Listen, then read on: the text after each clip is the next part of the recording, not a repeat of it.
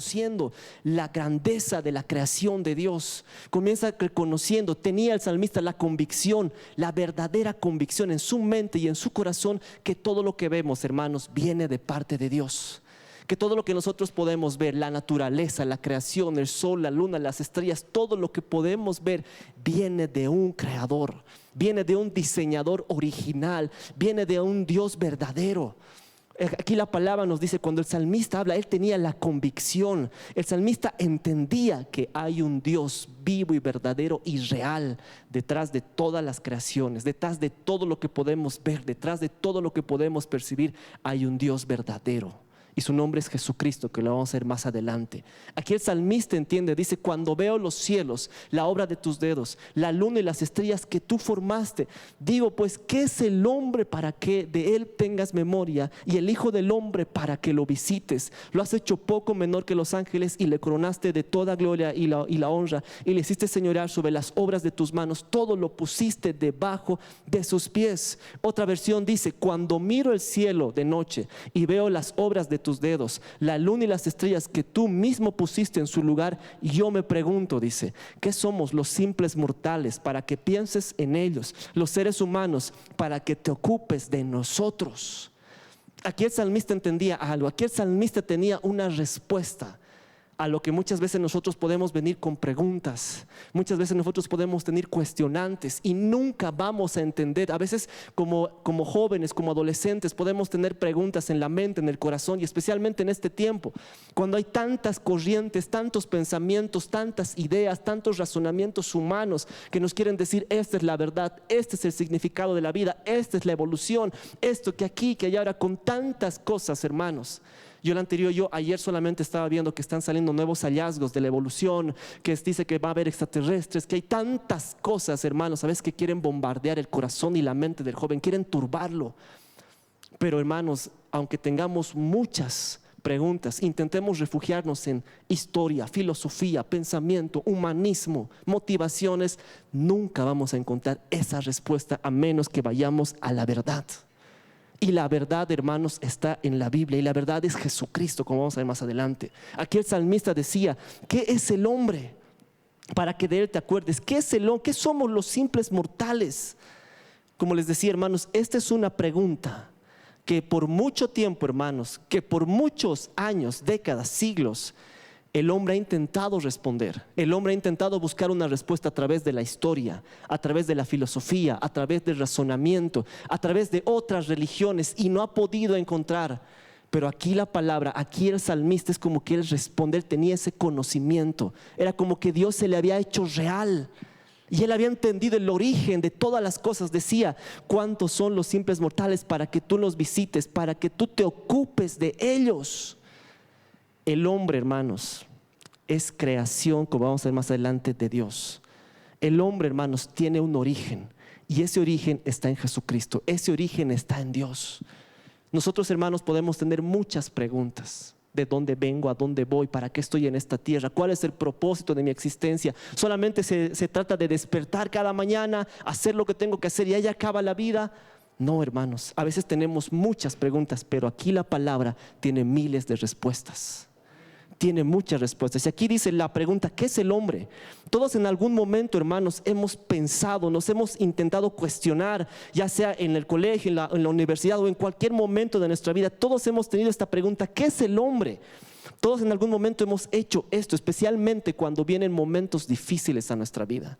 Especialmente cuando vienen situaciones que quieren tal vez hacernos mover de nuestra existencia. Cuando viene el sufrimiento, el rechazo, la soledad, el abandono. Es ahí muchas veces cuando decimos: ¿qué es el hombre? ¿Para qué estoy en esta vida? Y es ahí cuando el hombre y el enemigo, que el Señor reprenda, quiere ganar ventaja en nuestros corazones. Porque si nosotros no conocemos la verdad, hermanos, si nosotros no sabemos cuál es el origen de las cosas, si nosotros no tenemos la luz de su palabra que ilumina nuestra mente, nuestro corazón, nos vamos a ir refugiando en varias cosas que van a querer ocupar nuestra mente y nuestro corazón. Aquí el salmista decía: ¿qué es el hombre? Y es interesante porque dice: para que de ellos tú te ocupes. Dice, todos en algún momento hemos tenido estas preguntas: ¿quién soy? ¿Para qué estoy en esta tierra? ¿Cuál es el propósito de mi vida? ¿Qué significado tiene mi existencia? ¿Solamente estoy en esta vida para sobrevivir? Porque hay una diferencia, hermanos, cuando uno está en esta vida para sobrevivir y no para vivir. Porque a veces en esta vida sin Cristo, hermanos, no a veces, sino sin Cristo, en esta vida solo nosotros sobrevivimos. Estamos ahí a veces extendiendo los días, luchando la sola, pero cuando viene Jesucristo y cuando Jesús se hace real a nuestra vida, como vamos a ver, ahí es cuando realmente comienza la verdadera vida. Todo lo vacío, hermanos, todo el pensamiento, todos los refugios que hemos querido hacer, es como que la palabra lo describe claramente. Hay un nuevo nacimiento. Hay nuevas convicciones, nuestra mente y nuestro corazón es transformado.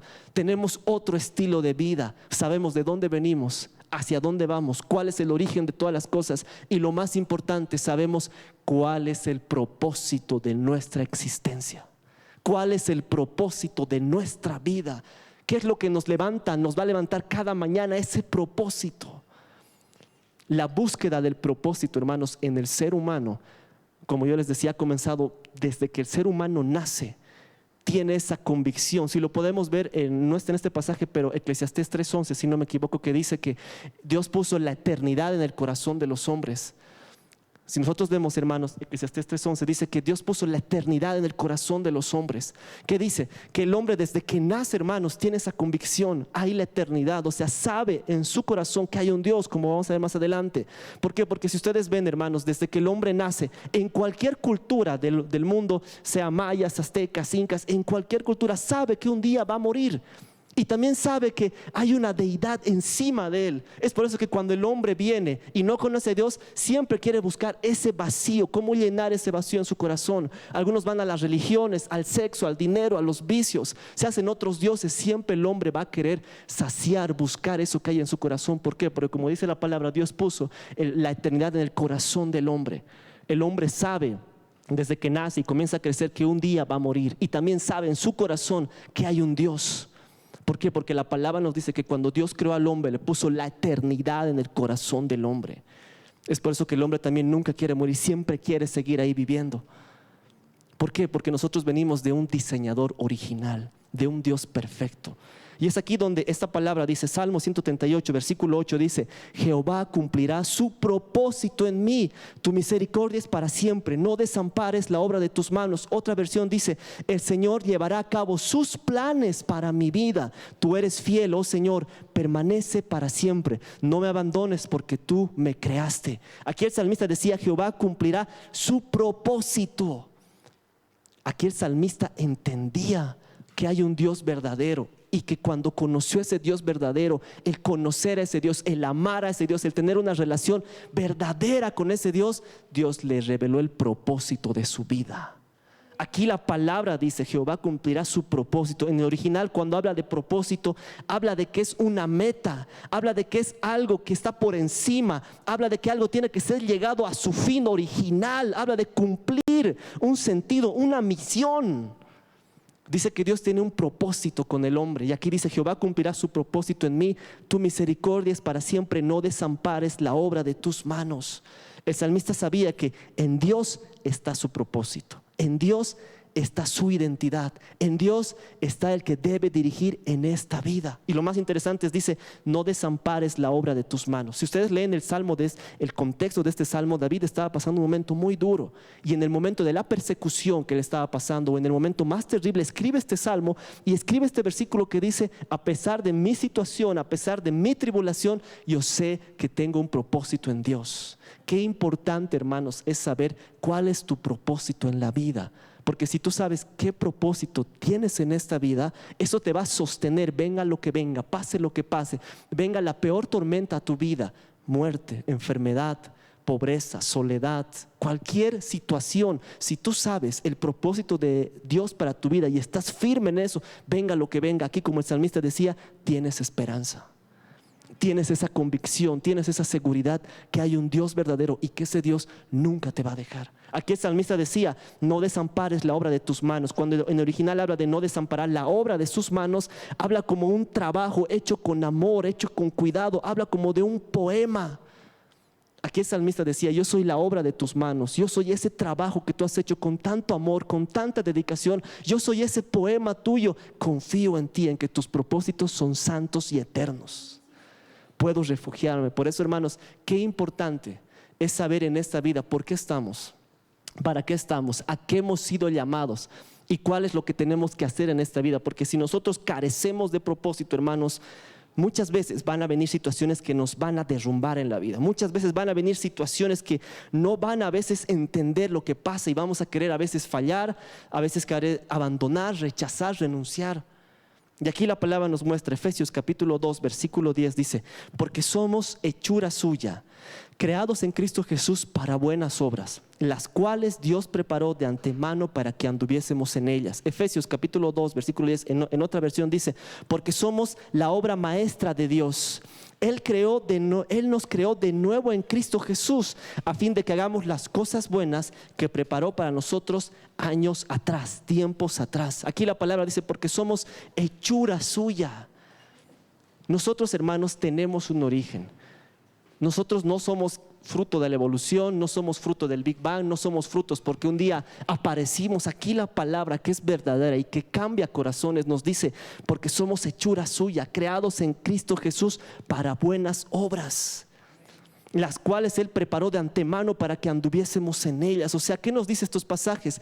Que Dios es nuestro creador y que todo lo que Él hace y ha hecho es bueno, agradable y perfecto. Todo lo que Él ha hecho en nuestra vida, todo lo que, hermanos, Él ha hecho es bueno, agradable y perfecto. Pero el pecado, hermanos, la desobediencia del hombre, el apartarnos de Dios, el independizarnos de Dios, destruye cada creación y cada obra de Dios en este mundo y en nuestra vida. Aquí la palabra nos dice que somos creación suya, hechos en Cristo Jesús para buenas obras. ¿Qué nos quiere decir? Que Él tiene un propósito para nuestra vida. Él tiene, hermanos, un estilo de vida en esta vida para que nosotros caminemos. Él tiene una forma de vivir para el hombre, para su bien, para su prosperidad, para su felicidad, para su crecimiento, para su madurez. Porque lejos del hombre, hermanos, no vamos a encontrar, lejos de Dios, el hombre no va a encontrar jamás esa plenitud, esa satisfacción en el corazón. Yo, hermanos, cuando me convertí a los 16 años, éramos de una familia católica. Mi mamá, mis hermanitos, estábamos así en el catolicismo. Y yo recuerdo, hermanos, que cuando nosotros nos convertimos, nosotros nos invitaron una hermana para que fuéramos a la iglesia. Y somos 3 hermanos. Y la hermana menor tenía una enfermedad que es eso de la piel, vitiligo. Esa enfermedad, era chiquita ella, era la menor. Entonces ella tenía esa enfermedad en las manitos y en el labio. Mis papás comenzaron a ir a todos los médicos, especialistas, y nada le curaba. Entonces vino una hermana de la iglesia, a la cual agradecemos siempre, y ella nos invitó a este grupo de jóvenes. Comenzamos a ir, pasaron los meses, y un día cuando le estaban cambiando a mi hermana para su reunión de jóvenes, ya al cambiarle veíamos que ya no tenía ninguna cicatriz, ninguna mancha, nada. Dios la había curado. A partir de allí nosotros comenzamos a ir más y todo, y yo a los 16 años tenía muchas cuestionantes, muchas preguntas. Como que ¿por qué estoy aquí? ¿Para qué? Y traté de llenar ese vacío en mi corazón con libros, filosofías, pensamiento humanista, motivacionales. Me compraba mucho material para poder llenar esos motivacionales que había en esa época. Saca el campeón que hay en vos, las metas, los 7 pasos del éxito, tantos libros que había, y trataba yo de llenar mi corazón y mi mente, pero nada me saciaba. Hasta que un día llegué a la iglesia, el Señor comenzó a trabajar en mi mente y en mi corazón, y un día se hizo real. Y cuando yo entendí, cuando Él se hizo real en mi vida, realmente hubo un cambio, hubo un nuevo nacimiento. Allí entendí todas las preguntas que yo tenía en mi mente, en mi corazón. Cuando Él se hizo real, cuando Él se presentó, cuando Jesús vino a mi corazón y a mi mente, entendí muchas cosas. Entendí el propósito de esta vida. Entendí cuál es mi camino en esta vida. Entendí cuál es el verdadero éxito en esta vida. Qué es lo que realmente Dios demanda en esta vida. ¿Qué es lo que realmente ha sido creado el hombre en esta vida? ¿Cuál es el propósito del hombre en esta vida? Y no tiene nada que ver con nosotros, como vamos a ver más adelante.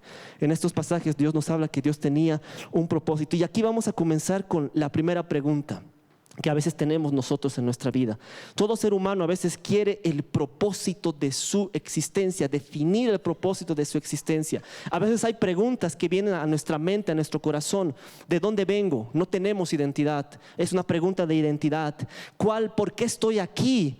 ¿Cuál es el propósito de mi vida? ¿A dónde voy? Y lamentablemente, hermanos, muchos hombres en esta vida mueren sin haber conocido el verdadero propósito de su vida. Hermano, tú puedes tener muchos éxitos en esta vida, puedes tener muchos títulos, puedes tener muchos logros, puedes tener muchos cartones, mucho reconocimiento, tu apellido puede estar tal vez en los lugares más altos, puedes tener mucho dinero, pero si no has cumplido el propósito de tu vida, es un desastre. Llegar a los últimos momentos de tu vida con todos los éxitos cargados en la espalda, con todos tus títulos, pero no haber alcanzado el propósito de tu vida, es el peor fracaso del hombre. Es lo peor que le puede pasar al hombre. Haber ganado el mundo para el hombre, para él mismo, pero no haber cumplido el propósito de Dios para su vida. Eso es el peor fracaso del hombre. Porque aquí hay una pregunta y comenzamos en esta noche con las preguntas. La primera pregunta que a veces viene a nuestra mente y a nuestro corazón cuando no conocemos a Dios, y muchas veces viene, es: ¿qué es la vida? ¿Cuál es el motivo de mi existencia? ¿Qué es la vida? Realmente, ¿por qué estamos aquí? ¿Cuál es el propósito? ¿Qué es la vida? ¿Es para mí? ¿Es para gastarla? ¿Es para invertirla? ¿Es para destruirla? ¿Es para cambiarla? ¿Qué es la vida? Y en Hechos capítulo 3, versículo 15, el Señor nos responde a esto. Dice, Hechos capítulo 3, versículo 15, después de que Pedro comenzó a dar un discurso tremendo a los judíos, llega este versículo y les dice: Pedro, lleno del Espíritu Santo, dice: y mataste al autor de la vida, a quien Dios ha resucitado de los muertos, de los cuales vosotros sois testigos. Habla aquí el autor de la vida. ¿Qué es la vida, hermanos? Muchas veces, hermanos, cuando yo he intentado hablar ya a modo de evangelizar a algunos jóvenes en mi universidad, cuando estaba en mi trabajo, cuando estaba también en los lugares que visitaba, y les preguntaba qué es la vida para ellos, muchos definen la vida a veces como un sube y baja, como algo momentáneo, como algo que es un regalo, como algo que se puede invertir. Dicen: es mi vida, me corresponde, yo he nacido, son mis días, son mis tiempos, son mis esfuerzos. Pero nadie tiene, hermanos, una definición correcta de lo que es la vida. Nadie entiende verdaderamente qué es la vida que tú tienes, realmente por qué estás aquí. Y nadie va a entender, hermanos, a menos que vaya a la verdad y a la luz de Jesucristo. Cuando uno, hermanos, entiende realmente quién es Dios y que Él es el dador, como dice aquí la palabra, el autor de la vida, nunca va a comprender verdaderamente el significado y el precio de su vida. Aquí la palabra dice: mataste al autor de la vida, a quien Dios ha resucitado de los muertos, el cual nosotros somos testigos. Aquí cuando la palabra está hablando del autor de la vida, se refiere a Jesucristo. Y aquí en original, cuando habla de autor de la vida, es interesante porque habla de que es como un autor, es como un creador, es como el original, es como que de Él provienen todas las cosas de la vida, de Él comprende el verdadero significado de la vida, en Él está la vida. Por eso aquí dice el autor de la vida. Hermanos, la manera en que uno ve su vida va a moldear muchas áreas de Él. Como una persona ve su vida, como una persona define su vida, va a definir mucho estilo de vida, de su vida en esta tierra y también de su destino. Como tú veas tu vida, va a definir mucho características en ti. En qué inviertes tu tiempo, cómo gastas tu dinero, cuáles son tus talentos, cómo valoras tus relaciones, qué haces con tus fuerzas, qué haces con tu corazón, qué haces con tus emociones. Depende qué percepción tú tienes de la vida, todo eso se va a marcar. Si tú tienes una percepción correcta de la vida, tanto tus emociones, tus decisiones, tu caminar en esta vida, tu relación con los demás va a ser correcta. Pero si tú tienes una percepción equivocada de la vida, no sabes realmente qué es la vida, también tus decisiones van a ser equivocadas, tu caminar en esta vida va a ser equivocado, tus emociones van a ser a flor de piel, no vas a saber manejar tus emociones y vas a ir fallando toda tu vida. Si tú no tienes la verdadera convicción y definición de realmente qué es la vida y estás así queriendo administrarla a tu parecer, a tu querer, vas a ir equivocándote en esta vida. Y yo no les hablo de que muchos dicen: te estás equivocando, pero tengo mi auto, tengo mi casa, tengo mi perro, tengo mis títulos. Ese no es el verdadero éxito. La vida de un hombre, hermanos, no se mide por los éxitos que tú tienes o por el dinero que tú tienes en tus bolsillos. El verdadero éxito se habla, hermanos, si tú tienes a Jesucristo. Porque si tú tienes a Jesucristo en tu corazón y en tu vida, tú sabes dónde vas a ir. Porque como vamos a ver más adelante, esta vida es pasajera, esta vida es momentánea. Nosotros no estamos aquí para vivir 4 o 5 vidas. A veces pensamos que vamos a vivir 90, 100 años. Pero como dice la palabra, solamente el dueño de nuestros días es Dios. Y si nosotros tenemos un estilo de vida equivocado, no sabemos realmente cuál es el significado, qué es la vida, cuál es el precioso de esta vida, cuál es el objetivo y el propósito de esta vida.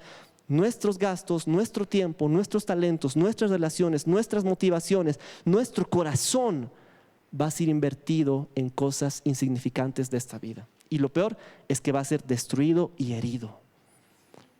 Si nosotros no sabemos cuál es el valor, hermanos, de nuestra vida y realmente cuál es el significado, vamos a ir malgastando este tiempo, vamos a ir lastimando a otros, nos vamos a ir lastimando a nosotros, hermanos. Las personas que desconocen su propósito muchas veces intentan imitar a personas.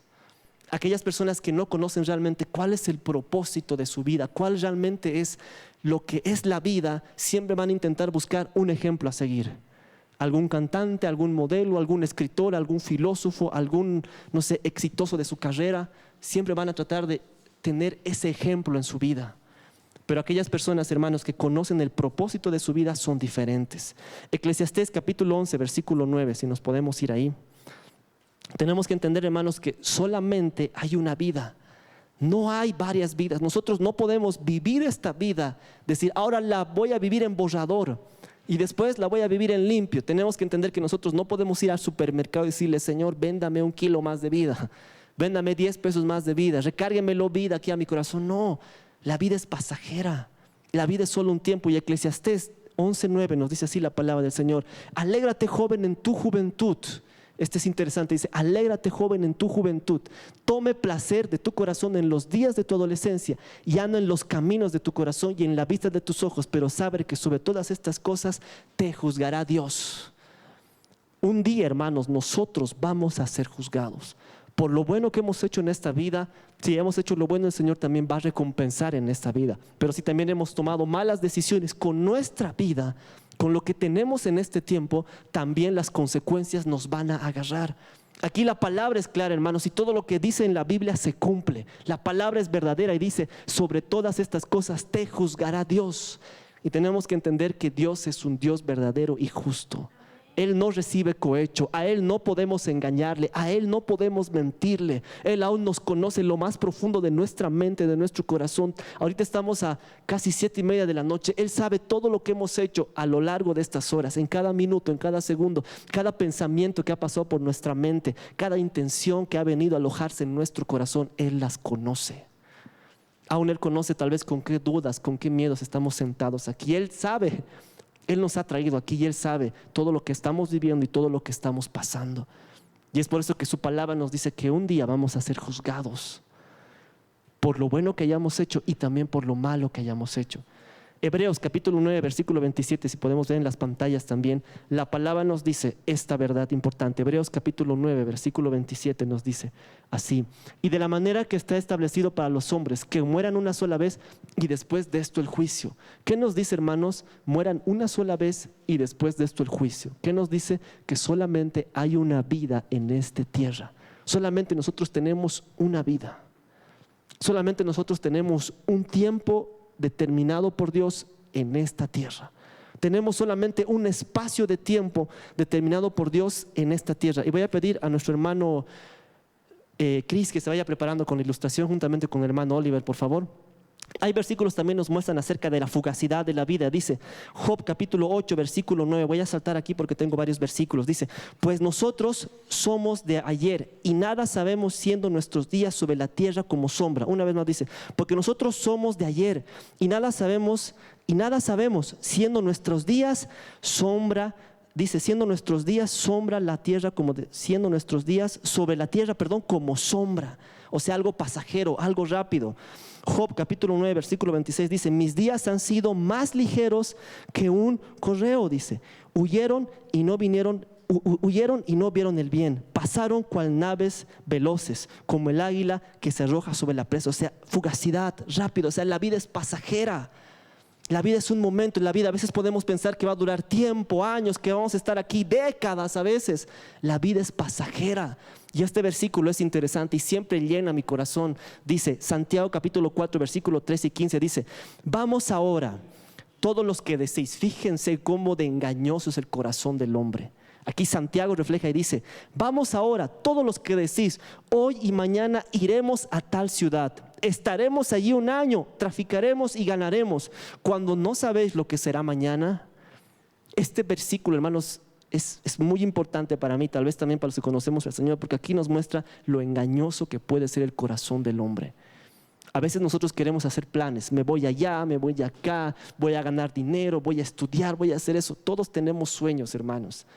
Yo creo que todos estamos aquí de 29, 30, por esa edad más o menos, y todos tenemos a veces anhelos de querer tal vez hacer algo más, tener una especialidad, salir al exterior. Todos a veces soñamos con salir al exterior, con hacer especialidades, no sé, con tener una casa más grande, con tener metas, todos. Pero si no está en la voluntad de Dios, es peligroso. Si no estamos conforme a la voluntad de Dios para nuestra vida y para este tiempo, es peligroso. ¿Por qué? Porque podemos estar malgastando el tiempo que ya no es de nosotros. Cuando nosotros llegamos a Jesucristo, ya no se trata de nosotros. Nuestra vida la hemos dado a Él. Hemos dicho: Señor, yo te amo, te obedezco y mi vida es tuya, ya no me pertenece nada. Pero a veces cuando el corazón es engañoso, como dice aquí, haremos, traficaremos, trabajaremos, podemos no consultar a Dios y podemos malgastar ese tiempo que deberíamos estar haciendo para Dios. Estamos haciendo otras cosas y eso es peligroso. Porque a veces cuando estamos lejos de la voluntad de Dios, el enemigo, que el Señor reprenda, toma ventaja, y es ahí donde Él comienza a destruir, muchas veces desde adentro hacia afuera. Comienza con pensamientos, intenciones, decisiones en nuestro corazón que muchas veces nos impulsan a hacer decisiones sin la voluntad de Dios, y ahí es donde perdemos tiempo y hasta podemos perder oportunidades que nunca más van a venir en la voluntad de Dios. Aquí la palabra dice: cuando no sabéis lo que será mañana, porque ¿qué es vuestra vida? Ciertamente es neblina que aparece por un poco de tiempo y luego se desvanece. En lugar de lo cual deberías decir: si el Señor quiere, viviremos y haremos esto y aquello. Eclesiastés 8:8 dice: no hay hombre que tenga potestad sobre su espíritu. Qué tremendo. Para retener su espíritu, ni potestad sobre el día de la muerte. Y no valen, dice, armas en tal guerra, ni la impiedad librará a los que posee. Qué interesante, dice que el hombre no tiene potestad sobre su espíritu y sobre el momento de su muerte. Hermanos, nosotros estamos de pasada en esta vida. A veces nosotros pensamos que voy a hacer esto mañana, voy a hacer esto, y la vida es tan ligera, tan corta, hermanos. 80 años que llevamos en esta vida jamás se va a comparar a una eternidad. Ahora sí, si es que hermanos pueden venir por aquí adelante, por favor. Esta es una pita muy larga, tal vez lo pueden extender hasta donde puedan, hasta donde se alargue, hasta donde se alargue, hasta donde se alargue. Bueno, tal vez hasta ahí, porque si no Cris va a dar una vuelta a toda la iglesia. Hasta ahí. Esto, hermanos, podríamos representar que significa la vida del hombre. El alma del hombre, que es eterna. Y nosotros en este tiempo, hermanos, en la tierra, en los años que estamos, 20, 30, ahorita algunos tal vez tienen edades diferentes, pero digamos que nosotros, Oliver, vente más por acá, por favor. Digamos que el hombre nace acá, y en este tiempo nace, tiene 5, 10 años, y llega aquí, digamos, hasta sus 30 años. Tiene sueños, tiene anhelos, se dedica para el Señor, tanto, llega hasta aquí, sale profesional, tiene su familia, tiene sus hijos, listo. Digamos que nace, que muere hasta los 80 años.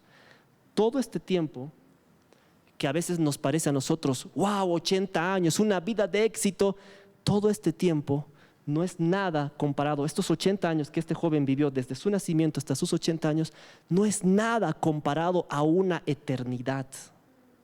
No es nada comparado. A veces nosotros, hermanos, podemos invertir más tiempo, más fuerza, más pasión, más anhelos en esta vida y no nos ocupamos en la eternidad. A veces nosotros podemos invertir más en este tiempo, que decimos es un tiempo importante, es mi vida, son mis sueños, son mis anhelos. Después Dios está allá, o a veces no conocemos ni a Dios y estamos invirtiendo más en este tiempo, que podemos decir 80 años, wow, es una vida larga. 80 años jamás se va a comparar a una eternidad.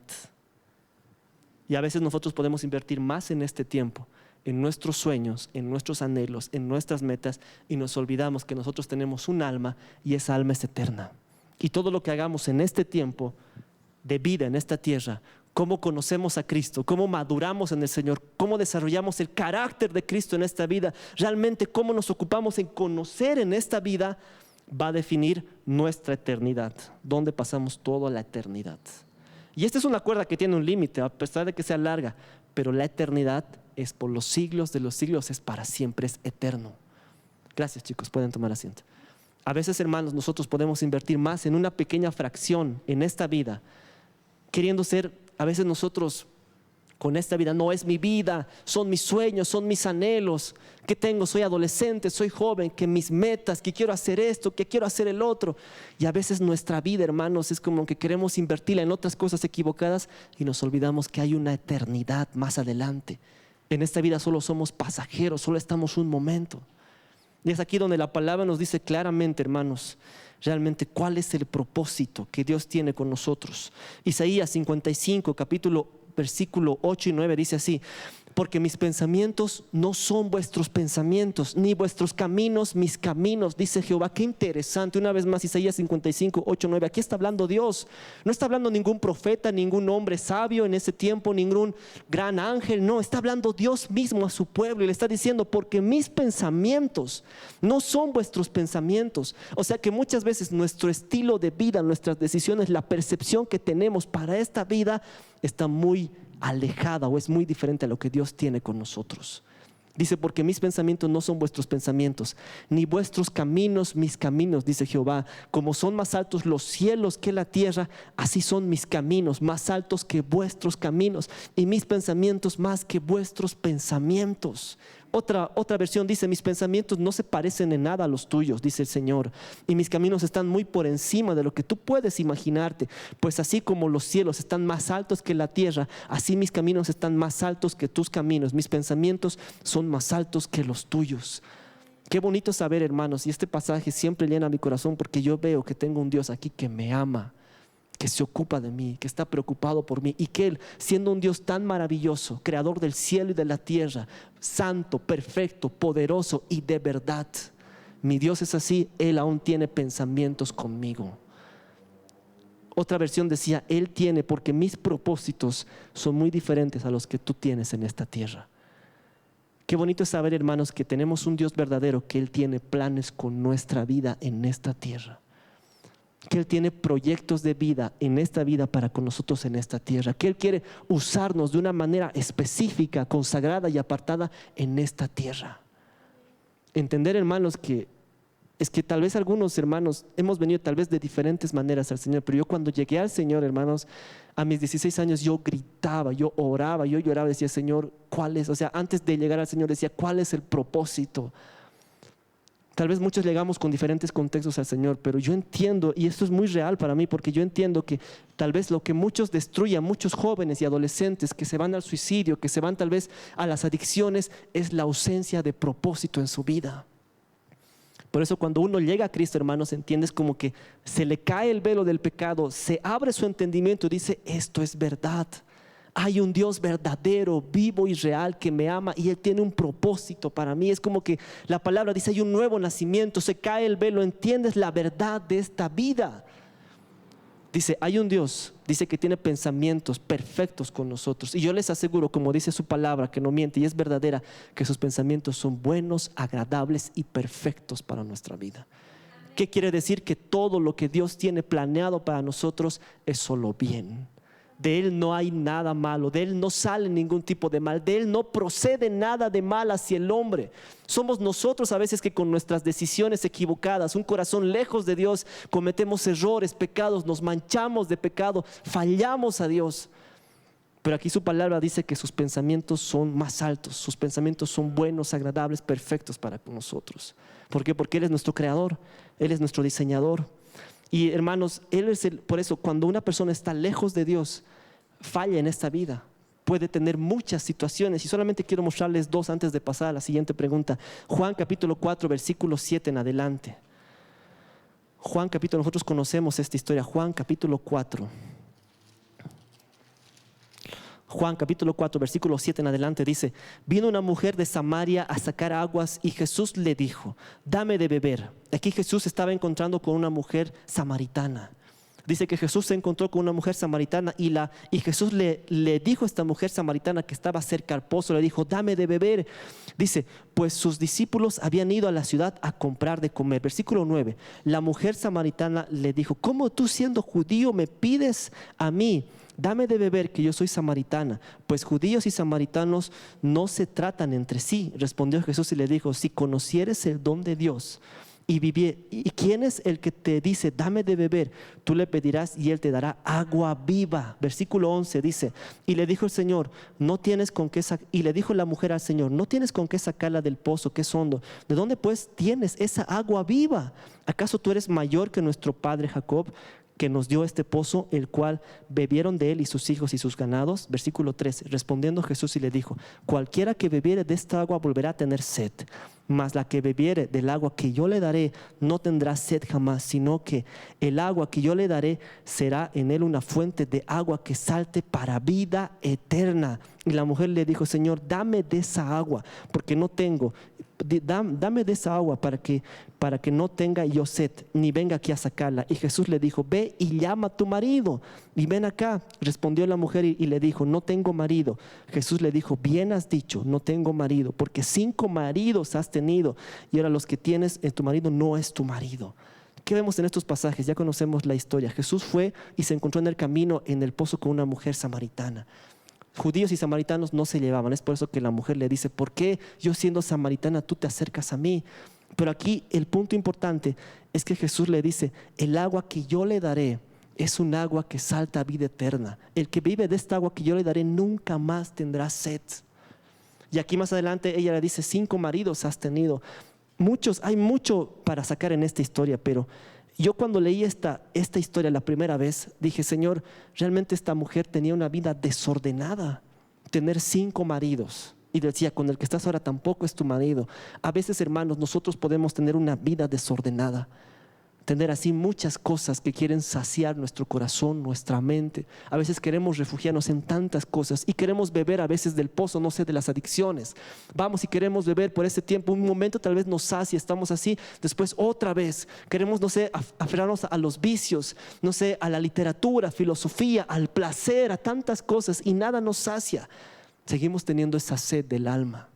Pero aquí, cuando se encontró con Jesús y le dijo: el que bebiera de esta agua volverá a tener sed, pero el agua que yo le daré saltará a vida eterna, porque es un agua viva y verdadera.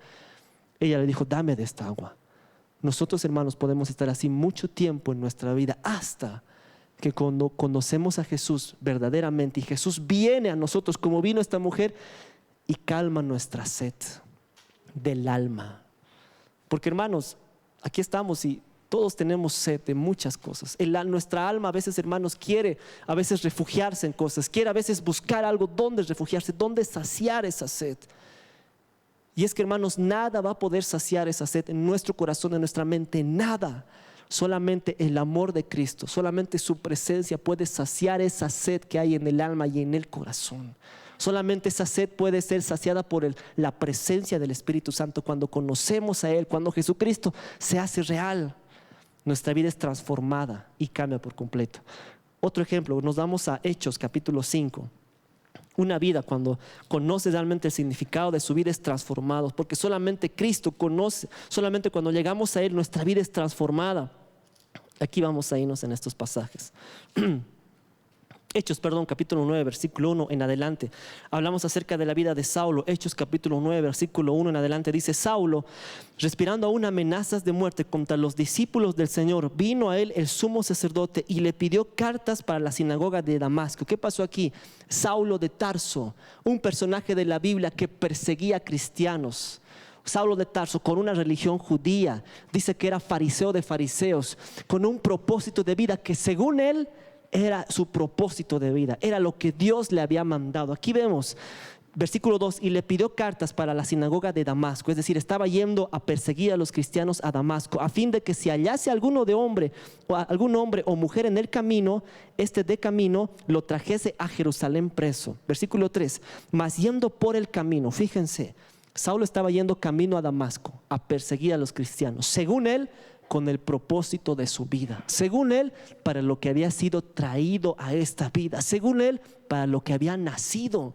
Pero aquí dice en el versículo 3, y es tremendo: mas yendo por el camino, aconteció que al llegar cerca de Damasco, ni siquiera llegó, repentinamente lo rodeó un resplandor de la luz del cielo, y cayendo en tierra oyó una voz que le decía: Saulo, Saulo, ¿por qué me persigues? Y él le dijo: ¿quién eres, Señor? Y estas palabras son tremendas. Le dijo: yo soy Jesús, a quien tú persigues. Dura cosa es darte contra el aguijón.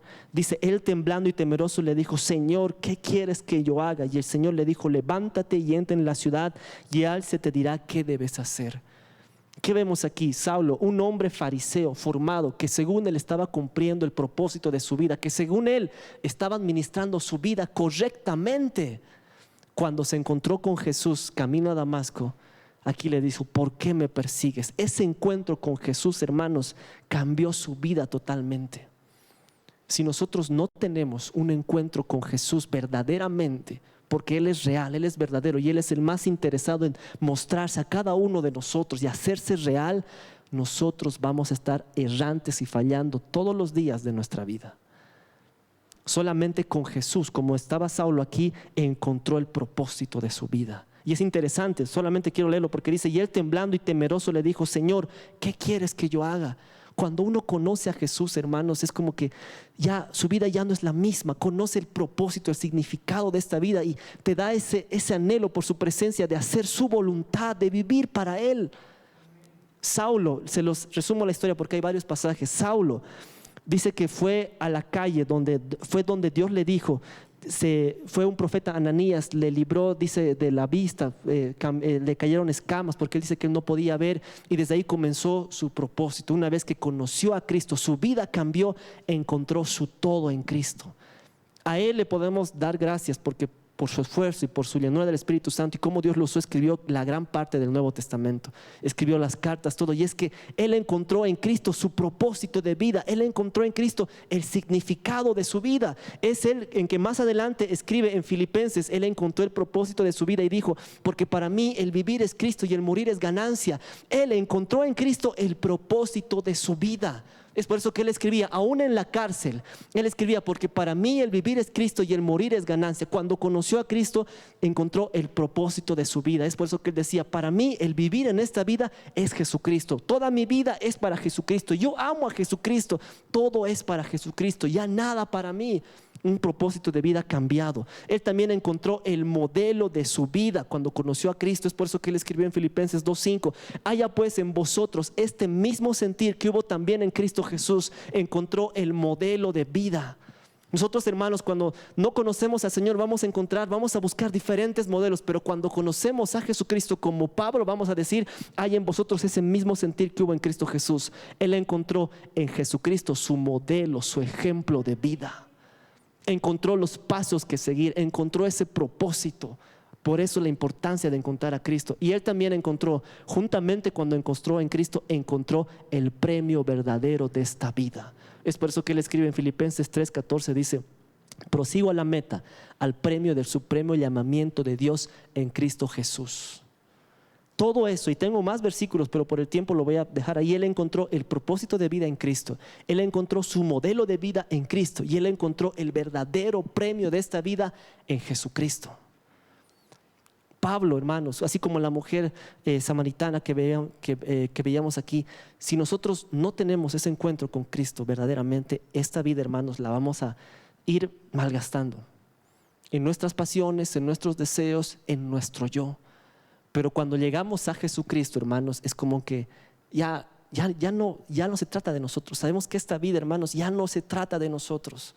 Sabemos que nosotros ya no somos los protagonistas de esta vida. Es ahí donde nuestro orgullo comienza a menguar y su presencia y Él comienza a crecer. Y cuando su presencia comienza a crecer y nuestro orgullo comienza a menguar, comenzamos a ver una vida diferente. ¿Por qué? Porque entendemos para lo cual hemos sido creados en esta vida, que es para alabanza de su gloria, que es para ser servidores de Él todos los días de nuestra vida, que es para amarlo y agradecerlo.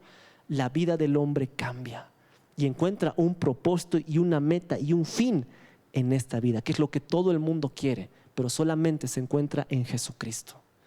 Solamente se encuentra en la verdad de Cristo. Un último pasaje antes de pasar a la siguiente pregunta. Está aquí. Lo vamos a leer en este pasaje. Creo que este era así. Este es. Sí, siguiente pregunta que nos damos. Sabemos que la vida solamente viene de Jesucristo. Sabemos que Él es el autor de la vida y que sin Él no tenemos vida.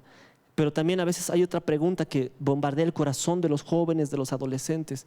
Y es ahí donde viene esta pregunta muchas veces y viene a nuestro corazón y nos pregunta a veces, ¿qué es la verdad? ¿Qué es la verdad? Porque hay muchas filosofías, muchos pensamientos. Aún en el colegio, cuando yo estaba, nos querían adoctrinar que la verdad es esto, que aquí, que allá, que la Amazúa, que el Inti, que aquí, que allá, que el modelo, que los neoliberales, tantas cosas, que el sistema político, tantas cosas a veces que nos quieren cambiar la mente, que la evolución, que no existe Dios, que somos creación del mono, y tantas cosas, hermanos, que quieren a veces adoctrinar la mente y el corazón del hombre, y nos decimos, ¿cuál es la verdad? Hay una verdad en esta vida. Realmente, ¿qué es la verdad? Y también la palabra tiene respuestas. Juan capítulo 18 versículo 33, en esta conversación entre Pilato y Jesús habla claramente, dice: entonces Pilato volvió a entrar en el pretorio y allí llamó a Jesús y le dijo: ¿eres tú rey de los judíos? Jesús le respondió: ¿dices tú esto por ti mismo o te han dicho otros de mí? Versículo 35, Pilato le respondió y le dijo: ¿soy yo acaso judío? Tu nación y los principales sacerdotes te han entregado a mí. ¿Qué has hecho? Respondió Jesús: mi reino no es de este mundo. Si mi reino fuera de este mundo, mis servidores pelearían para que yo no fuere entregado a los judíos. Pero mi reino no es de aquí. Le preguntó y le dijo entonces Pilato: luego, ¿eres tú rey? Respondió Jesús: tú dices que yo soy rey. Yo para esto he nacido, le dice Jesús, y para esto he venido al mundo, para dar testimonio de la verdad. Jesucristo decía esto: y todo aquel que es de la verdad oye mi voz. Y Pilato le dijo: ¿qué es la verdad? Y cuando hubo dicho esto, salió otra vez los judíos y dijeron que no ha hallado en él ningún delito. Dos palabras de esta conversación importante. Número uno, Jesús decía: yo soy la verdad, yo he venido para dar testimonio, y el que me oye, oye la verdad. Y aquí Pilato le respondió: ¿qué es la verdad? Este pasaje es muy importante porque Pilato tenía la verdad encarnada ahí mismo frente a él y no supo reconocerla. Tenía ahí la misma verdad encarnada, Jesucristo, que es la verdad, y él no supo reconocerla, él no supo amarla, él no supo reconocer esa verdad encarnada que era Jesucristo. Porque aquí él decía: yo soy la verdad, yo he venido para dar testimonio de la verdad, él es la verdad. Versículos más adelante dicen estos pasajes, aquí hay una definición que quiero leerles de verdad. Dice: ¿qué es la verdad? Se define como aquello que se ajusta a todos los hechos y la realidad. Se trata de la autenticidad, la veracidad, la realidad. Es una palabra veredicta en realidad. Se trata cómo es y define el origen de todas las cosas que han sido, han de ser y serán para siempre. Ese es el concepto de verdad. Ahora, la verdad, hermanos, solamente se encuentra en Jesucristo. En estos pasajes dice Juan capítulo 14 y 16, miren las declaraciones que dice Jesús. Ningún hombre, hermanos, en la tierra, ningún filósofo, ninguno de esos falsos dioses jamás se atrevió a decir semejante declaración como dice nuestro Señor en estos pasajes. Dice Juan 14, 6, Jesús les dijo: yo soy el camino, la verdad y la vida. Nadie viene al Padre sino por mí. Ningún hombre, hermanos, ningún presidente, ningún gobernador, ningún filósofo, ninguno de esas religiones se atrevió jamás a decir semejante declaración al decir: yo soy la verdad. Solamente Jesucristo en su palabra se atrevió a decir que Él es la verdad, el camino y la vida.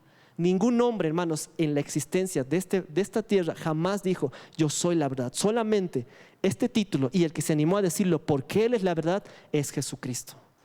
Y en este pasaje es interesante, hermanos, porque cuando dice yo soy la verdad, no se significa en el original que Él conoce la verdad, sino en el original habla que Él mismo es la verdad encarnada, que Él es la verdad. Es cuando dice Dios es santo, no es porque Dios se esfuerza por no pecar y decir: hoy día no voy a pecar y soy santo. No, Él es santo en toda su plenitud, Él es santo. Lo mismo cuando dice yo soy la verdad, no es porque Él conoce la verdad, sino porque Él mismo es la verdad.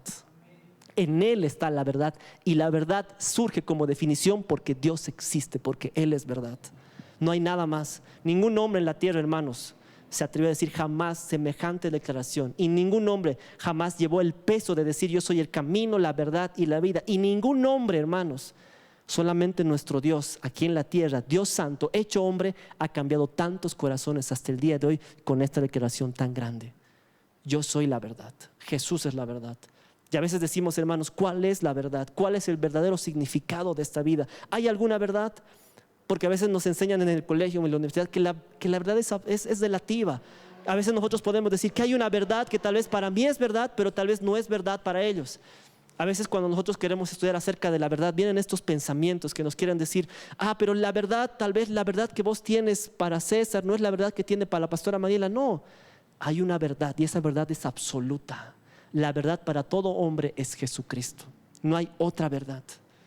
Esa es la verdad que cambia corazones. Esa es la verdad que ilumina la mente y el corazón de las personas. Esa es la verdad, hermanos, que si muchas universidades, aún escuelas, institutos hablaran de esta verdad, el mundo sería totalmente diferente. Porque lo que el hombre quiere hacer es muchas veces buscar otras verdades, buscar falsas verdades, verdades a medias. Pero si realmente se enseñara de esta verdad como principio, el mundo sería diferente. Y en estos pasajes nos habla, es una pregunta crucial porque aquí hay algo importante, hermanos, que tenemos que entender. En primer lugar, la verdad no es una opinión, no es un pensamiento, no es un criterio, sino según este pasaje de Juan 14:6, la verdad es una persona. Y esa persona es el camino, la verdad y la vida, y esa verdad es Jesucristo.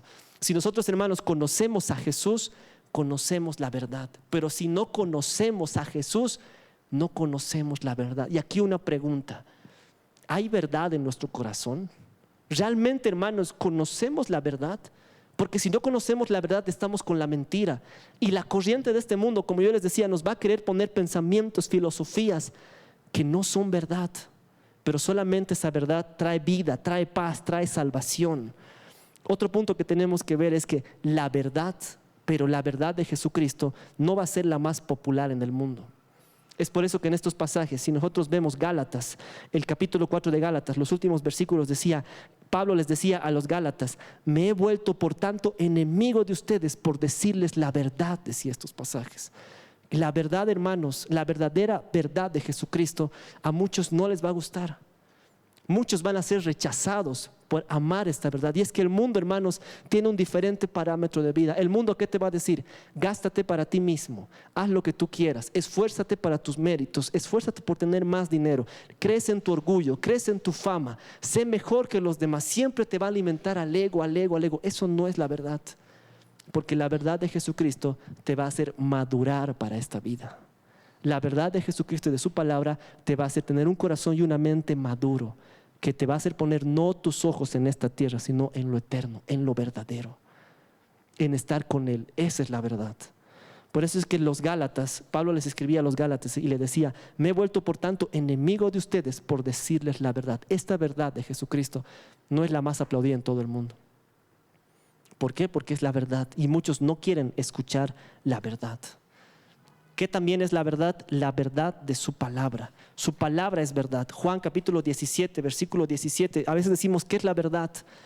Y la verdad, hermanos, se encuentra en su palabra. Dios le plació en su voluntad y en su perfección y en su omnisciencia que el hombre conociera la verdad a través de la predicación de la palabra de Dios. En la palabra de Dios está la verdad. Yo una vez escuché hace un par de semanas a un cristiano que va a debates, y es un cristiano que tiene muchos, Dios le dio ese ministerio de poder ir a debates, y él decía en uno de sus reels que decía, yo he ido a debates, he desafiado a filósofos, a catedráticos, a físicos, a matemáticos, a especialistas de la evolución, a especialistas en biología, en ciencia. He desafiado, dice, por todo el mundo, y les he dicho antes de iniciar un debate, díganme un libro que sea más completo que la Biblia. Y cuando les dijo eso, dice en sus debates a los filósofos, matemáticos y hombres pensantes de este mundo, nadie pudo responder eso. ¿Por qué? Porque no hay y jamás va a haber un libro más completo que la palabra de Dios. ¿Por qué? Porque en esta palabra hay historia, hay verdad, hay ciencia. Todo lo que está escrito aquí se está cumpliendo y se va a cumplir. ¿Cuántos conocen de Joel? Y también está en Hechos, que la luna se pintará de sangre antes de que venga el día de Jesucristo. Si no me equivoco, el 3 de marzo de este año, la siguiente semana, hay luna de sangre. Y muchos dicen que es la última luna de sangre de un periodo, que después la otra luna de sangre va a ser el año 2029-28.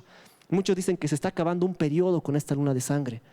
Y que dice, antes de que venga la luna de sangre, dice, yo mostraré esa señal en los cielos y después será mi venida. Que dice Mateo 25, que habrá guerras, rumores de guerras antes de la venida de Jesucristo. Ningún otro libro, hermanos, muestra la verdad del futuro con tanta claridad y veracidad como la Biblia, como su palabra. Si nosotros queremos conocer la verdad de nuestra existencia, en la palabra de Dios, a Dios le plació que el hombre conociera su voluntad a través de su palabra, a través de la predicación de su palabra. Es que, hermanos, cuando tú lees la Biblia, aquí en Juan 17:17 dice, santifícalos en tu verdad, y tu verdad es, y tu palabra es la verdad. Dice, santifícalos en tu verdad, tu palabra es la verdad. O sea, la verdad de Dios está en Jesucristo y en su palabra. Si nosotros queremos saber para qué hemos sido creados en esta tierra, cuál es el propósito de nuestra vida, su palabra, hermanos, es lo que va a abrir nuestra mente y nuestro corazón. Mientras más conozcas de palabra, más se van a llenar los vacíos de tu corazón, más vas a tener esa libertad para poder hacer su voluntad, su palabra, el poder de su palabra. Como yo les decía, hermanos, este libro es maravilloso. Han intentado, si algún día Dios permite, vamos a hablar acerca de la historia de la palabra del Señor. Muchos reyes, muchos gobiernos han intentado prohibir y destruir la Biblia y no han podido y jamás van a poder. Ayer yo escuchaba el testimonio de José Andrade, de ese pastor que ahora es pastor, pero antes era ex satanista. Decía, yo he visto muchos satanistas, incluso yo mismo he agarrado y rompía Biblias antes de hacer los sacrificios. Y tal vez habré deshojado Biblias, habré roto Biblias, pero nunca he podido romper el poder de la palabra de Dios en la Biblia. Nunca he podido romper sus promesas, nunca he podido romper el poder que está en la palabra de Dios. ¿Por qué? Porque su palabra es verdadera, hermanos. Su palabra, esta palabra es la que cambia corazones. Esta palabra es la que entra como espada y saca lo perverso que hay en vos. Esta palabra dice que es como espejo. Cuando tú lees y dices, Señor, háblame, el Señor te va a mostrar, dice, en tu corazón hay envidia, hay celos, hay rencor, hay falta de perdón, hay, no sé, orgullo. Y esa palabra, hermanos, cuando entra como espada, te muestra la verdad. Por eso dice la verdad, te muestra la verdad que hay en tu corazón, pero también la sana, la restaura, la libera. Te muestra, te guía siempre hacia su voluntad. La palabra de Dios. Si tú quieres entender, a veces decimos, ¿cuál es la verdad? La verdad es Jesucristo, no hay otra verdad. La verdad no es una opinión, no es un pensamiento, la verdad es una persona, y esa persona es Jesucristo, y su palabra es verdad. Su palabra es la vara, hermanos, la cual nos va a venir el Señor para llegar a su presencia, al cielo. La palabra es aquella que nos enseña cómo debemos caminar en esta vida. La palabra es la que nos instruye, y la palabra, hermanos, es la que nos enseña a vivir esta vida. Solamente su palabra, solamente su palabra. Yo recuerdo que cuando estaba en un año de ciencias, haciendo la segunda carrera, y era una carrera que hablaba de política, filosofía, vino una joven, creo que les conté, que tenía mucho grado, mucho conocimiento en historia del hombre, antropología, filosofía, una mujer muy preparada. Pero cuando en el momento ya comenzamos a hablar y ella comenzó como que a hacerse la burla de Dios, dije yo le voy a refutar con versículos. Comencé a refutar con versículos. La palabra dice esto, Proverbios dice, en Romanos dice que Él es la creación del mundo, que Él dice que Él creó todas las cosas, que Él, la evidencia de su creación salta en la naturaleza. O sea, le comencé a dar varios pasajes y ella comenzó a retroceder y dijo, no, si tú me citas la Biblia, yo te cito a tal autor, que Nietzsche, que Marx, que Engels, que no sé, que Freud, que tantas cosas, que autores. Y yo veía que la palabra se defiende y es poderosa, porque cada vez que lanzaba un versículo ella buscaba un argumento, pero su argumento se caía con la palabra. ¿Por qué? Porque no hay ningún argumento o sobreargumento que pueda tal vez destruir o ir en contra de la palabra. La palabra es verdadera y poderosa, y esto cambia corazones, hermanos. Muchos filósofos, muchos ateos. Hay un ateo, creo que si no me equivoco es John Knox, o otro ateo matemático, físico de Inglaterra, si no me equivoco de la universidad de, no es Yale, es Stanford, creo, no sé qué universidad, estaba estudiando un poco, se convirtió estudiando la Biblia. Él decía, yo voy a refutar con mis principios matemáticos, lógicos. Un día dice que conoció la palabra, amó la palabra y lo vieron nomás ya dando un discurso en su reunión de matemáticos de la universidad. Yo soy cristiano, creo en el Dios de la Biblia. Y ahí había uno de los matemáticos, uno de los ateos más importantes de este tiempo, que no sé cuál es su nombre, pero él estaba ahí sentado así como que asombrado y a la vez también perturbado de que un hombre de su equipo ateo esté dando veracidad de la palabra. Y es así, lo que la palabra cambia en el corazón del hombre, hermanos, no lo hace ningún libro, ninguna revista, nada, porque esta palabra es verdadera. Esta palabra cambia y transforma los corazones. Tengo aquí bastantes versículos, pero solamente voy a leerles uno. Sí, el caso de Cristo también, no recuerdo cómo se llama ese reportero estadounidense, pero sí, exacto. Efesios capítulo 1, versículo 13 dice, el evangelio de vuestra salvación es llamada también la palabra de verdad. ¿Qué es la verdad? La verdad es Jesucristo, es una persona, no es un pensamiento, no es una idea, y la verdad también es su palabra. Y también aquí la última pregunta, ya para, tengo más preguntas, pero quiero finalizar con esta. A veces decimos, ¿cuál es el propósito de mi vida? Sabemos cuál es la verdad. Pero también hay una pregunta que muchas veces surge en el corazón del hombre, es ¿cuál es mi identidad? ¿Quién soy yo? ¿Para qué estoy aquí? Porque si nosotros sabemos quién soy yo, para qué estoy aquí, también sabemos cuál es mi objetivo en esta tierra y hacia dónde voy. La pregunta a veces que viene es ¿quién soy yo? Nuestra identidad, esa crisis de identidad. No sé cuántos han visto de los animalitos, personas, tiras. Hay una crisis de identidad. Personas que se creen animales, obviamente hay algo espiritual también trabajando en ellos, pero también hay una crisis de identidad. Todo surgió con el vacío del corazón de una identidad. ¿Qué soy? Soy una persona, soy un animal, tengo estos instintos, me hago un animal. ¿Qué soy? O sea, esa crisis de identidad es una puerta para que el enemigo entre y algo espiritual comience a manejar a la persona. Pero todo comienza con una grieta en el corazón de una crisis de identidad. ¿Quién soy? ¿Para qué estoy en este mundo? ¿Para qué? ¿Qué soy?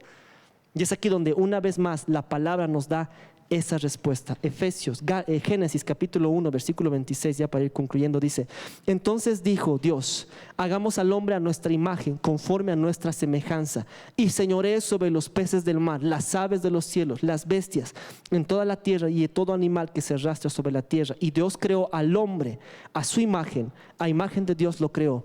Hembra, dice, a imagen de Dios lo creó, dice, lo creó, varón y hembra los creó. Este pasaje es importante, hermanos, porque dice, hagamos al hombre a nuestra imagen. Dios lo creó, hembra, hombre y mujer. El propósito de la vida es excesivamente mayor, es mayor y es más importante que cualquiera de las realizaciones que podamos tener en esta vida. Si tú tienes un propósito, sabes tu identidad, te va a ayudar muchas veces a definir el propósito, para qué estás aquí. Si tú sabes cuál es el propósito, cuál es tu identidad, vas a alcanzar muchas cosas porque sabes cuál es el objetivo. Pero si tú no sabes cuál es tu propósito ni para qué estás aquí, vas a perder sueños, ambiciones, vas a perder muchas cosas. A veces queremos saber, hermanos, cuál es el objetivo de nuestro propósito de la manera equivocada. Y es que el hombre, como les decía, este tiempo quieren hacer que el hombre encuentre el propósito de su vida viendo en el mismo hombre. Muchas veces te dicen, ¿para qué eres bueno? Eres bueno para esto. El propósito de tu vida fue ser futbolista toda tu vida y meter muchos goles. No. ¿Para qué eres bueno? Eres bueno para esto. El propósito de tu vida, eres bueno para esto. A veces quieren que nosotros encontremos el propósito de nuestra vida. ¿Quién soy yo? ¿Para qué estoy aquí? Mirando a nosotros mismos. Y es que nosotros no nos hemos hecho a nosotros mismos. Nunca vamos a poder encontrar el propósito de nuestra vida viéndonos a nosotros mismos, porque nosotros no nos hicimos. Nosotros no sabemos cuáles son las debilidades, cuáles son tal vez las flaquezas, o cuáles son a veces los dones, los talentos que nosotros tenemos. ¿Por qué? Porque nosotros no nos hicimos a nosotros mismos. Y a veces mucha literatura te quiere decir, ten cuidado por eso con las literaturas, saca el campeón que hay en vos, saca tus fuerzas. ¿Para qué eres bueno para eso? Ese es el propósito de tu vida, y te quieren encajonar en ti mismo para que tú digas, yo soy bueno para esto. Pero realmente el que conoce el propósito de tu vida no es el creación, no es la persona creada, sino es el creador, el diseñador original por excelencia, tu creador. Él es el que sabe cuál es el propósito. Él es el que sabe para qué estás aquí. Él sabe cuáles son lo que tú quieres que Él haga. Él sabe cuál es el propósito de tu vida. Cualquier otro camino, hermanos, nos va a llevar a un callejón sin salida. Nosotros no sabemos para qué estamos aquí, porque nosotros no nos hemos creado a nosotros mismos. Nosotros no somos creación. Y hay esto que les quiero leer. Es una versión de Efesios capítulo 2, versículo 1, 2. Es una de las versiones americanas que dice: es en Cristo que descubrimos quiénes somos y para qué vivimos. Mucho antes que oyéramos de Cristo por primera vez y empezáramos a tener esperanza, Él tenía los ojos puestos en nosotros. Tenía planes para nosotros, para que viviéramos gloriosamente, la cual los propósitos vienen de Él y todo es para Él. Es una versión de una de las versiones americanas, creo que es la King James o una de esas versiones americanas de Efesios 2, 1, 2. Este pasaje, hermanos, nos muestra que solamente el propósito está en Dios. Muchas veces decimos que nuestro nacimiento tal vez fue un error. A veces podemos pensar: yo no debería haber nacido, mis papás no me han planeado, tal vez nadie quería que esté aquí, tal vez menos mis papás. Pero tienes que entender que tu nacimiento no fue un error ni tampoco fue un accidente. Tu vida no es una casualidad de la naturaleza. Aunque tus padres no te hayan planeado, Dios sí te ha planeado. Aunque tus padres no te hayan pensado, hermanos, y digas: ¿por qué estoy aquí o algo? Y decir: a veces ni en mi familia me quieren, tal vez no fui planeado, pero Dios sí te planeó, sí estabas en su pensamiento.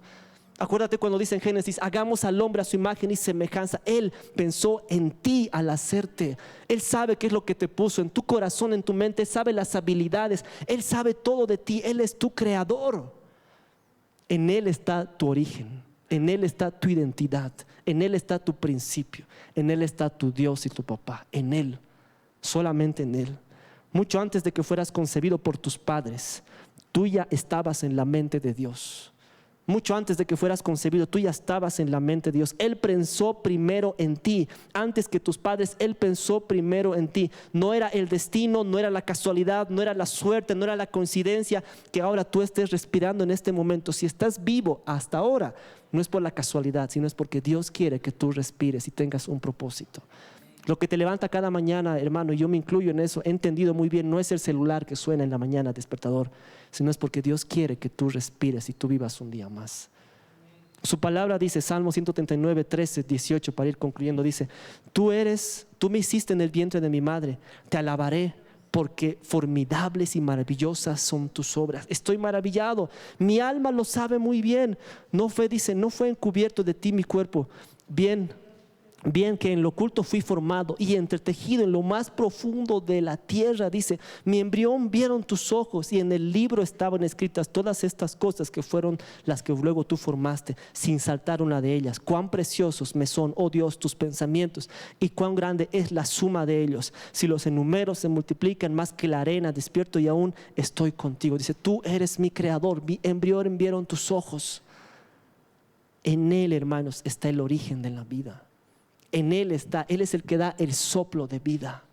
Si ustedes ven en Génesis, y la pastora también nos predicó en el campamento, Él es el que da ese soplo, ese aliento de vida, su presencia, el Espíritu. Nosotros podemos hacer muchas cosas, y ahora en este tiempo el hombre está queriendo creerse Dios con el transhumanismo, hacer hombres con metales, con instrumentos, no sé, con tantas cosas, con evolución, hombres perfectos. Pero el hombre nunca va a poder impartir vida a nada. Eso es solo obra de Dios, de su presencia. En Él está nuestro origen, somos creación suya. Aunque nosotros digamos, hermanos, ¿por qué estoy aquí? Porque a veces podemos decir: tanto sufrimiento, tantas cosas, tanto dolor, ¿por qué estoy aquí?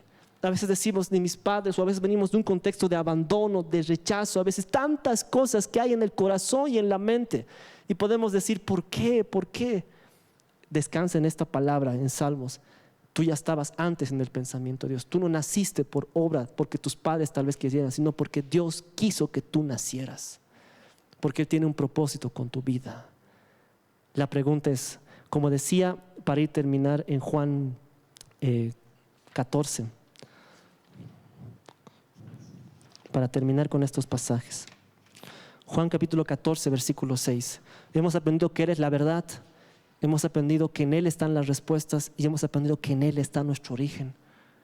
Y la pregunta es aquí clara. Dice Juan capítulo 14, 6. Dice: Jesús les dijo: yo soy el camino, la verdad y la vida. Nadie viene al Padre sino por mí. ¿Tienes a Jesús? ¿Conoces realmente a Jesús? ¿Realmente podemos conocer a Jesús? Y aquí quiero hacer un paréntesis para las personas que no conocen a Jesús. Cuando nosotros decimos, yo conozco a Dios, claro, lo conozco, tengo su estampilla, tengo ahí su imagen, tengo el santo, tengo ahí. Eso no es conocer a Jesús. Conocer a Jesús es tener una relación verdadera con Él. Es hablar, escuchar su voz, escuchar, ser dirigido por su voluntad. Si tal vez tú no lo conoces, te vamos a invitar que puedas escuchar y aceptar y escuchar, buscar esa verdad, tener ese corazón dispuesto para estar con Él, con esa verdad. Y también para los que conocemos a Cristo y tal vez ya estamos mucho tiempo en su camino, la palabra nos ha enseñado que Él es la verdad. ¿Estamos obedeciendo esa verdad? Él es la vida, decía. Él es la vida. ¿Estamos realmente obedeciendo sus parámetros para esta vida? ¿Nos estamos dejando dirigir en esta vida sabiendo que es una vida corta? Es una vida pasajera, y con lo que vemos en este tiempo es como que el reloj profético se ha adelantado más y vemos que hay guerras, que hay luna de sangre, que hay rumores de guerras, que hay personajes que ya están diciendo que tal persona es el anticristo, que el chip, que el Neuralink, que tantas cosas. Vemos que el panorama profético y la palabra se está cumpliendo. Es como que en este tiempo ya estamos acabando. ¿Estamos realmente haciendo un buen uso de la vida? ¿Estamos realmente haciendo lo que Dios quiere en esta vida? Aquí Jesús combinaba con estas palabras y les decía no solamente a los que no lo conocían, sino también a los que conocemos y conocemos su palabra. Esta palabra también es para nosotros, porque Jesús nos dice también que Él es el camino y que Él es la verdad. Tener esa convicción hasta el día de hoy, decir, Señor, yo sé que tú eres la verdad y nada me va a mover de mis convicciones, y que Él es la vida. Saber que como creyentes que Él es la vida y que lejos de Él no vamos a encontrar esa vida. Esas palabras, hermanos, dicen, nadie viene al Padre sino por mí. Hemos escuchado esta noche que Él es la verdad. No es una opinión, no es un pensamiento, la verdad, sino es una persona, y que en Él está toda verdad, y que Él es el creador de todas las cosas, y que en Él está nuestra identidad. En Él está todo, hermanos. Te invito a que podamos ponernos en pie y podamos orar en esta noche.